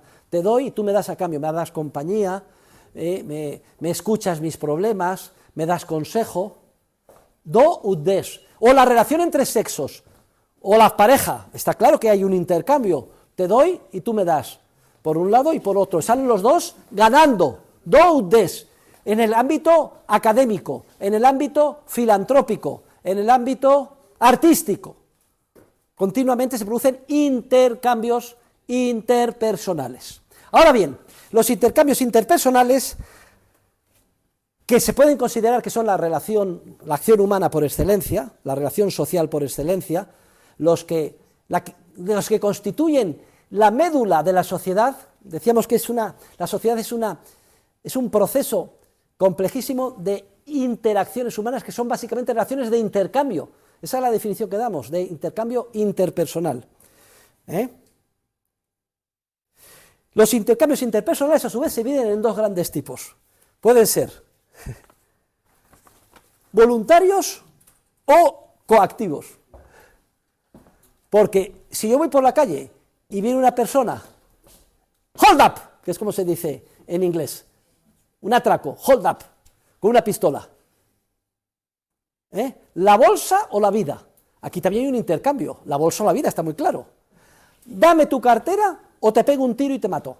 Entonces aquí hay un intercambio interpersonal. ¿Qué es lo que haríamos la mayor parte de las personas si la amenaza es creíble? Le damos la cartera y el otro no nos... Y entonces he intercambiado, he salvado la vida, gracias a que le he entregado mi dinero. Pero obviamente este intercambio interpersonal no es voluntario, es coactivo. Se basa en la violencia. Claro que puede ser un paso adelante en los albores de la humanidad, cuando directamente matábamos al enemigo y nos lo comíamos. Hay un paso adelante, pasamos de eso a un intercambio, pero coactivo. No te mato, pero te convierto en mi esclava o esclavo. Siempre que hay violencia física o amenaza de violencia física, hay un intercambio coactivo. Y el ejemplo que tienen ustedes es el del esclavo. Oye, haz esto, no quiero, latigazos, y lo haces a la fuerza. Coacción. Pero la coacción viene de latín, coactio con coactionis. ¿Sabe lo que significa ahora en latín? Impuesto, lo que hace el Estado. La coacción es una acción humana, pero es la acción humana violenta contra el libre actuar y creativo de otros seres humanos. Es la acción humana más antihumana, más contraria a la naturaleza humana, libre y creativa, que quepa imaginar. Pero hay otro tipo de intercambios, que son los intercambios voluntarios, en los que no hay coacción. ¿Y la coacción qué es? Repito, es muy importante que desde hoy lo tengan en cuenta para evitar ser ustedes manipulados. Exige violencia física o amenaza de violencia física. Voy a ilustrarlo con Catediano, no lo voy a ilustrar con usted porque a lo mejor luego me denuncia al rector. Violencia física o amenaza de violencia física creíble. Mire, violencia física, contacto, ven, o amenaza de violencia física, saco una pistola o una navaja. Si no hay violencia física o amenaza de violencia física creíble, no hay coacción.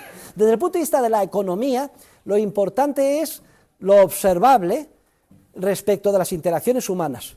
Luego, no cabe decir, yo me encuentro, la sociedad me coacciona, porque no he tenido suerte. No he tenido suerte, yo que quería ser el mejor director de cine, al final he terminado de un realizador de segunda, soy milurista, a duras penas puedo llevar a mis hijos al colegio, o incluso me han despedido del trabajo y para poder comer me veo coaccionado a ir al mercado de abastos a descargar a las 5 de la mañana cajones de patatas por 50 euros todo el día. O 50 euros a lo mejor es mucho, por 10 euros. ¡Qué cabrón esa sociedad, qué coacción! No, señores, ahí no hay ninguna coacción. La coacción relevante exige siempre violencia física o amenaza de violencia física. Fíjense ustedes, no se dejen engañar, porque muchas veces los que quieren justificar la violencia y la coacción de verdad, la física, se basan en argumentos de supuestas coacciones interiores, etcétera, a las que nos podamos ver sometidos los seres humanos. Hay una gran diferencia entre verme obligado por las circunstancias a hacer un trabajo que no me gusta, haberme obligado a entregar mi cartera a punta de pistola, sea a un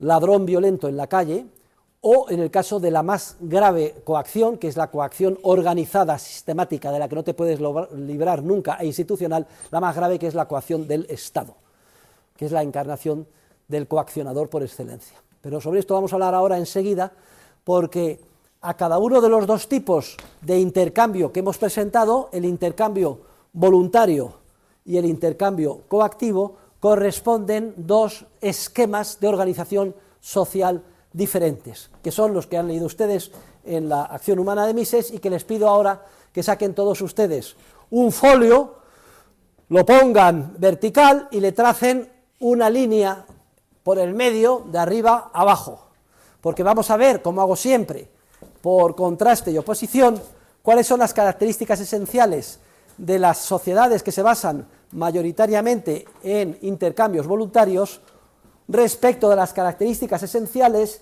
de las sociedades que se basan mayoritariamente en intercambios coactivos. A las primeras, a la parte de arriba del primer bloque de la izquierda, le van a llamar sociedades basadas en vínculos contractuales. Vínculos contractuales, este es el nombre de los procesos de organización social basados en el intercambio voluntario. Son las sociedades basadas en vínculos contractuales, y ahora vamos a ver su definición y características. El intercambio voluntario es aquel en el que no media para nada violencia física ni amenaza de violencia física. Simplemente me he dado cuenta de que salgo ganando intercambiando contigo los frutos de mi esfuerzo, y tú también te das cuenta de hacer lo mismo en relación conmigo. No nos tiene que obligar nadie a nada. Espontáneamente nos damos cuenta de que salimos ganando, cerrando un intercambio de manera voluntaria. Mientras que los intercambios coactivos son aquellos que se basan, como hemos visto con el mayor o comandante mayor catediano, en violencia física o amenaza de violencia física. Bueno, vamos a ver, punto primero de comparación. Punto primero de comparación. La sociedad basada en vínculos contractuales a la izquierda es una sociedad en la que la cooperación se lleva a cabo en virtud del contrato. Por eso se llaman sociedades basadas en vínculos contractuales. ¿Y qué es el contrato? El contrato es un acuerdo voluntario. No hace falta que nadie me imponga nada. Es que salimos los dos ganando, ¿y qué es lo que hay? Un acuerdo, un apretón de manos, qué bien, te doy y me das. O nos casamos, bien por la iglesia, que cada vez es el porcentaje más pequeño, o bien un simulacro de la iglesia delante de un funcionario municipal. ¿Quieres a fulanita, etcétera? Libremente, se dice 700 veces, no estás a punta de pistola, no es un intercambio coactivo. Y sí quiero, y otro, ¿y tú quieres tal? Sí quiero. Intercambio voluntario. Es un contrato, y me da lo mismo que sea un contrato de compraventa o un contrato matrimonial. El matrimonio es un contrato, es un acuerdo voluntario, por eso se llama sociedad basada en vínculos contractuales. El contrato es una institución jurídica que encarna todo intercambio voluntario, en cualquier ámbito en el que se lleve a cabo. Y los que han estudiado Derecho, como yo, que yo soy doctor en Derecho también, hay toda una rama del Derecho civil, que es el derecho de los contratos, obligaciones y contratos. Mientras que, punto número 1 a la derecha, en la sociedad basada en la coacción, esas sociedades se les llama sociedades basadas en vínculos hegemónicos. Hegemónicos. ¿Por qué se llama sociedad basada en vínculos hegemónicos? Pues punto número 1. Porque el intercambio se lleva a cabo en virtud del mando, el ordenamando, y la subordinación.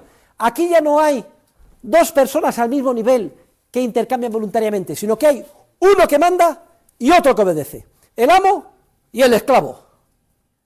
Hegemón, la hegemonía, uno que manda y otro que obedece. La jerarquía viene del griego, hieros, sagrado, y arkein, mandar. El que manda, para que lo obedezcan, generalmente se presenta investido de la aureola de lo sagrado. Papá Estado siempre se ha ocupado de prostituir las limitaciones que se le han querido poner. En un primer momento, la religión y Dios era un límite frente a la arbitrariedad de los reyes y monarcas, pero luego los reyes y monarcas, que son muy listos, absorben todo ese esquema y dicen, no, es que yo soy rey por la gracia de Dios. Hieros sagrado arquei mandar, y por eso vosotros me tenéis que obedecer. Luego se da otro paso y dice, no, pues no puede ser, hay una revolución liberal contra las monarquías absolutas y viene a la democracia liberal. Y esto ya va a ser la libertad para todos. Pero no, porque el principio de la separación de poderes se prostituye y el gobierno se hace con el legislativo. No te jodes, controla el legislativo y además también el judicial, el Consejo General del Poder Judicial, y además nombra al Tribunal Constitucional, porque se dice, no, para que Papá Estado no lo absorba tanto, y como ha fracasado la democracia liberal, vamos a hacer una constitución que no sea modificable, con un Tribunal Constitucional que sea capaz de parar los pies al gobierno. En teoría, porque luego llega el gobierno y dice, me quedo con el Tribunal Constitucional, lo nombro yo, y eso pasa en todos los países, con mayor o menor diferencia de grado. Lo nombro yo y por tanto aquí soy juez y parte. Decide lo que es constitucional o no el propio gobierno, que tendría que ser juzgado. Lo digo como ejemplo para que vean ustedes la gran actualidad de lo que estamos viendo. Vínculos hegemónicos. No se basan en el contrato, se basan en el ordena y mando. Punto número 2. La relación social en una sociedad basada en vínculos contractuales, de intercambios voluntarios, es una relación simétrica entre ambas partes. El intercambio voluntario implica siempre la simetría, porque si yo no estoy de acuerdo, no me caso. Porque si yo no estoy de acuerdo, no me contrato en esta empresa. Porque si yo no estoy de acuerdo, no compro este producto en Mercadona, o lo que sea. Y Mercadona no puede hacer nada. Estamos en una relación simétrica, al mismo nivel. El hecho de que no se utilice la violencia física o amenaza de violencia física supone que estamos en el mismo nivel. Y ustedes, aunque no lo crean, están en una relación simétrica conmigo, porque si no están de acuerdo en gastar esta clase no vienen, o se levantan y se marchan, o si me buscan las vueltas y empiezan a reírse y se distraen, al tercer aviso les echo yo. Pero estamos en una relación de simetría. Mientras que las relaciones sociales basadas en intercambios coactivos, las relaciones son asimétricas. Punto número 2, a la derecha. ¿Qué significa? Muy sencillo la simetría, que uno ordena y el otro obedece. Hay uno que está por encima del otro. Oiga, es que en una empresa, en la economía capitalista, la relación también es asimétrica, porque el jefe me dice que haga una cosa y yo lo tengo que hacer. Oiga, no solo es en la empresa capitalista, es en la empresa comunista también, Pero hay una diferencia muy grande, que en la empresa comunista no te puedes ir a otra empresa si no te gusta el jefe. Y en la empresa capitalista, si no te gusta el jefe, te puedes ir, porque los vínculos son contractuales. Esa es una diferencia esencial. En un caso hay asimetría, porque uno manda y el otro obedece y no tiene dónde irse, y en el otro caso hay simetría. Están al mismo nivel desde el punto de vista contractual. Punto número 3. En la sociedad basada en vínculos contractuales, cada uno de los seres humanos implicados en la interacción puede perseguir y persigue sus propios fines.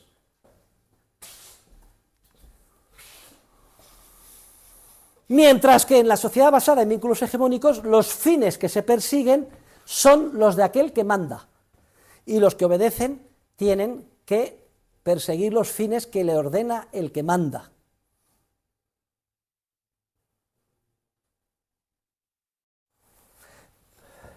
Y esto es muy importante, porque en la sociedad basada en el contrato es una sociedad que fomenta la paz, porque permite que cada uno persiga sus propios fines. Fíjense ustedes, imagínense ustedes un separatista de Bildu, antiguo terrorista, su fin esencial en la vida es que se separe el País Vasco,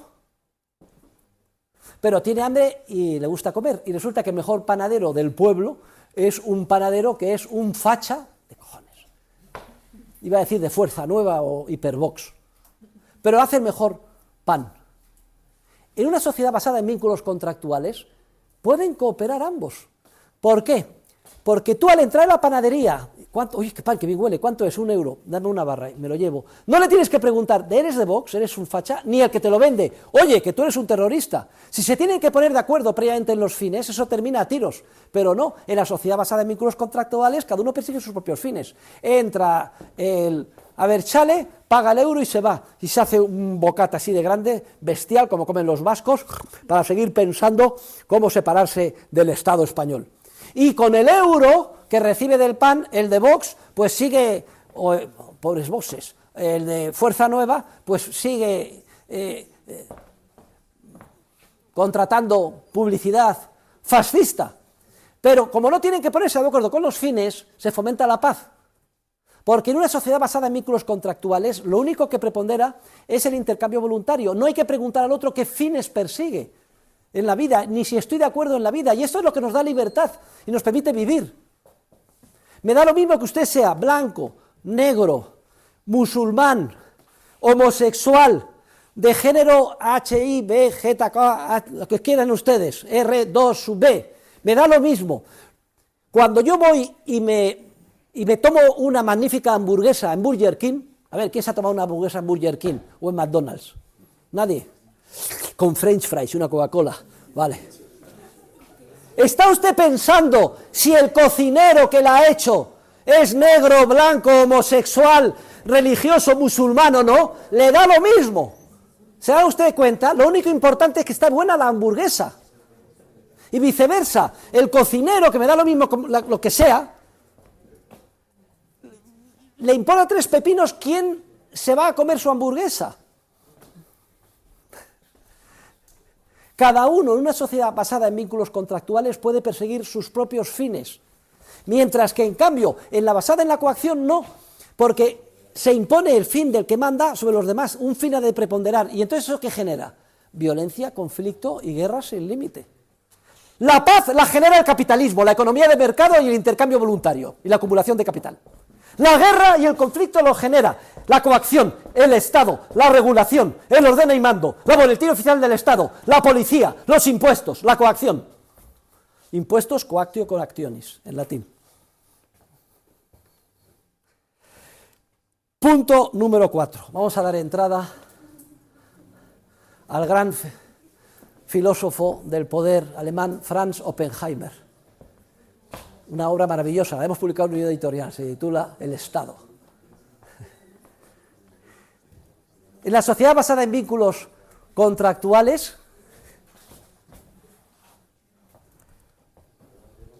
se dice que la riqueza se genera por medios económicos. ¿Qué significa que la riqueza se genera por medios económicos? Por la creatividad empresarial y el intercambio voluntario.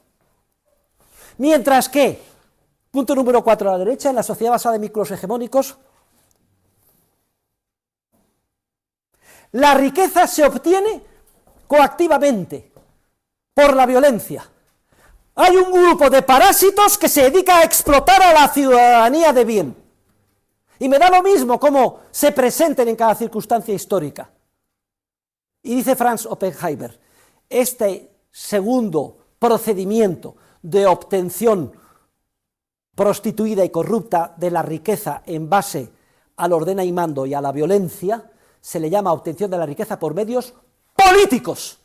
Luego están los medios económicos, que es el intercambio voluntario, frente a los medios políticos, que es la violencia, la coacción, el mando. Esta es una idea muy importante, la de Oppenheimer. Oponer el intercambio voluntario, obtención por medios económicos y libres de la riqueza y la violencia, frente al intercambio coactivo impuesto por la fuerza, que es lo propio de la política. Las sociedades más politizadas son las sociedades más conflictivas y violentas. Las sociedades menos politizadas son las sociedades más libres. Ustedes van a Suiza, por ejemplo, porque todo esto es un tema de grado, ¿no? Y preguntan por la calle, oye, ¿quién es el presidente del gobierno? ¿El jefe del Estado? ¿O el ministro de esto y lo otro? La inmensa mayoría de... Pues ¿me pillas? No sé. Enciende la televisión y pone alguna noticia local, una cuestión cultural, noticias internacionales, pero prácticamente hay muy pocas noticias políticas. Un Estado libre, cantonal, referéndums, no hay noticias políticas. Prepondera la obtención de la riqueza por medios económicos y la libertad. ¡Comparen con la televisión española! Encienden. ¿Qué es lo que coño pasa? ¡Todo noticias políticas! Que si no sé qué, si Puig he dicho que si eran 12.000, pero ahora subí a 72.000 millones, pero que, oye, yo quiero ya que de paso que llega la amnistía a todos estos, también métele, oye, mete amiguete, oye, llama por teléfono, oye, que no se te olvide fulanito de tal, oye, que quiero meter a fulanito de tal. Todo política. ¿Y la política qué significa? Violencia, conflicto, coacción. Franz Oppenheimer Dixit. Y lean ustedes el libro titulado El Estado, escrito por él, que hemos publicado en Unión Editorial. Es un libro de 1920, por cierto, de alguien que sabía muy bien lo que se estaba fraguando en Alemania. Se dice que la sociedad basada en vínculos contractuales, punto número 6, prepondera lo que se llama el Estado de Derecho. ¿Qué es el Estado de Derecho? Sedicentemente, es un Estado en el que prepondera el imperio de la ley, en sentido material, no matar, no robar, respetar los contratos. Nadie puede saltarse la ley. Hay una constitución supuestamente inamovible. Mientras que en la sociedad basada en vínculos hegemónicos, lo que prepondera es un Estado dictatorial o un Estado paternalista. También se le llama Estado del bienestar, welfare state, para que la gente trague y acepte como corderitos ser explotada por los parásitos. Se dice, no, es que yo te doy bienestar, es el estado del bienestar. Luego, el Estado de Derecho frente al llamado Estado del bienestar, de Estado totalitario, Estado dictatorial. Pero, queridos alumnos, esto de Estado de Derecho es una concesión innecesaria. Estado de Derecho es una contradicción en los términos. Anthony de Hassay, el gran científico social, ya fallecido hace pocos años, dice que hablar de Estado de Derecho es una contradicción en los términos tan flagrante como referirse a un círculo cuadrado, a la nieve caliente o a una puta que sea virgen. Lo dice literalmente. Es que es una contradicción en los términos, porque el principal enemigo en todos los ámbitos, desde el derecho material, es precisamente el Estado.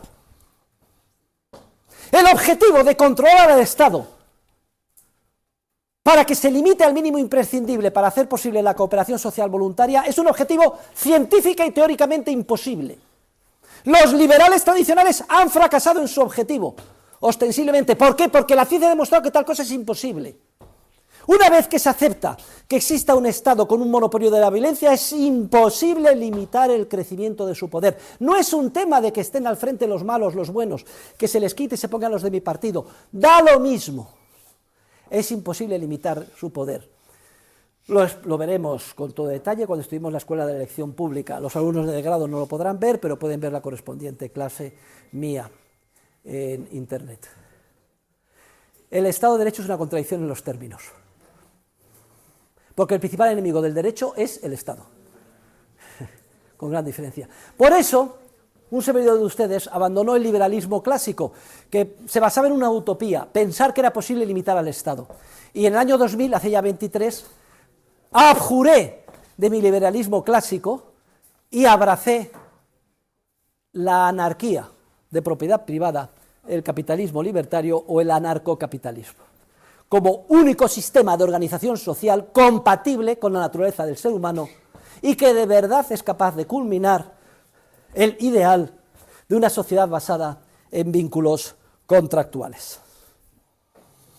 Y terminamos. La sociedad basada en vínculos contractuales da un sentido muy concreto a la libertad. ¿Qué es la libertad de una sociedad basada en vínculos contractuales? Pues muy sencillo. La libertad es simplemente ausencia de coacción, de violencia física o de amenaza de violencia física. Si no hay coacción, violencia física o amenaza de violencia física, hay libertad. Cada uno puede orientar su vida como quiera, dentro de las circunstancias en las que se desenvuelva. No puede decir que me veo coaccionado porque la vida me ha tratado muy mal. Mi mujer me salió de la gana y se fue con otro. Mis hijos son unos drogadictos. No me ascienden en el trabajo. La culpa de todo la tiene la sociedad, de que yo sea un desgraciado. No. Todo eso son problemas psicológicos tuyos, porque si no hay coacción, en el sentido de violencia física o amenaza de violencia física, tienes libertad, mientras que la libertad en la sociedad basada en vínculos hegemónicos se redefine la libertad como un poder hacer. Yo soy libre si puedo hacer lo que quiera. Fíjense ustedes qué cambio, ¿eh? Soy libre si puedo violar a esta mujer cuando me dé la gana. Soy libre si puedo robar el coche que me guste. Soy libre si puedo ir a la luna. Miren que hay una diferencia esencial. Hagan ustedes un análisis de conciencia, cada uno de nosotros, porque de manera subliminal y subrepticia se ha ido prostituyendo el concepto tradicional de libertad, que es ausencia de coacción, por el concepto de libertad como poder hacer. Y es aquí donde nos tienta papá Estado. Os doy libertad, la libertad, el progreso, ¿qué significa? Somos hombres y mujeres de progreso. Educación gratis. ¿Quién va a estar en contra de eso? Sanidad gratis. Pensiones gratis y altas. Muchas vacaciones. Podéis ir a la luna. Salario mínimo, 1.080 euros, que poco, 2.000, 3.000, 4.000, 5.000. Renta social mínima. Poder hacer. Y eso es la libertad. Y todo el mundo pica y no se da cuenta que estamos destrozando y traicionando no solo nuestra naturaleza, sino las posibilidades de avance de la civilización. Porque ¿cómo se logra esa supuesta libertad de la sociedad basada en vínculos hegemónicos, consistente en ofrecernos poder alcanzar la luna, como decía un partido político, más o menos podemita, me parece, ¿eh? La luna, os ofrezco la luna, y todos vamos como con el flautista Amelín, nos ofrecen la luna, y entramos, eso es lo que nos da libertad. No se engañen, no es lo que nos da libertad. La libertad es ausencia de coacción. ¿Y qué pasa? Que para lograr esa libertad de poder hacer lo que quiera, se fundamenta en coaccionar sistemáticamente a la ciudadanía. Ordena y mando. Lo que puedes beber, lo que puedes fumar, las horas que puedes trabajar, dónde, cuándo, cómo, los impuestos, más de la mitad de lo que ganas al año te lo quita papá Estado, todo regulado, 1.300.000 páginas de boletines oficiales del Estado al año, 1.300.000 páginas. Nos venden una libertad, un concepto de libertad falso, entre comillas, prostituido, corrupto, para justificar acabar con la libertad y la coacción sistemática a todos los ciudadanos. La sociedad basada en vínculos contractuales es la que fundamenta la civilización occidental. Hemos vivido siempre en una sociedad de vínculos hegemónicos. Solo en el último segundo de la historia, a partir de la Revolución Industrial, se abrió un poco la ventana a los hijos de la libertad. Enseguida se cierra, vienen los genocidios, guerras mundiales del siglo XX, otro fracasazo del comunismo y del socialismo, pero cuando empezamos a levantarnos, de nuevo nuevas banderas. ¿En base a qué? Me da lo mismo, cambio climático, feminismo, lo que ustedes quieran.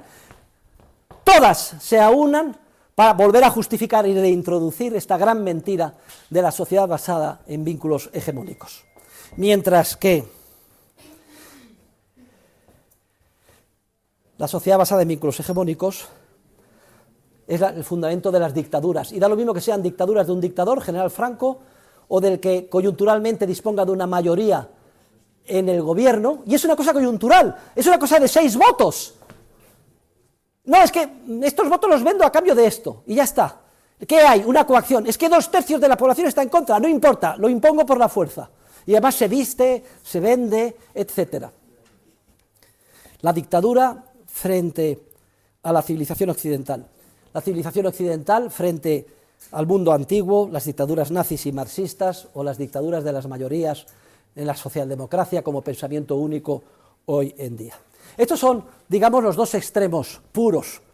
Luego, a la hora de la verdad, ninguna sociedad se encuentra ni encarna una sociedad pura de vínculos contractuales, ni tampoco una sociedad pura de vínculos hegemónicos, hombres, a lo que sea la Corea del Norte, o Cuba, o Venezuela, etcétera, sino que todas las sociedades que conocemos a nuestro alrededor se encuentran pendulando hacia un extremo o hacia otro. Que cada uno de nosotros, en la noche y la tarde de hoy, cuando vayamos a casa, vayamos pensando dónde cree que se encuentra nuestra sociedad más orientada, hacia la sociedad basada en vínculos hegemónicos o la sociedad basada en vínculos contractuales. Muchas gracias.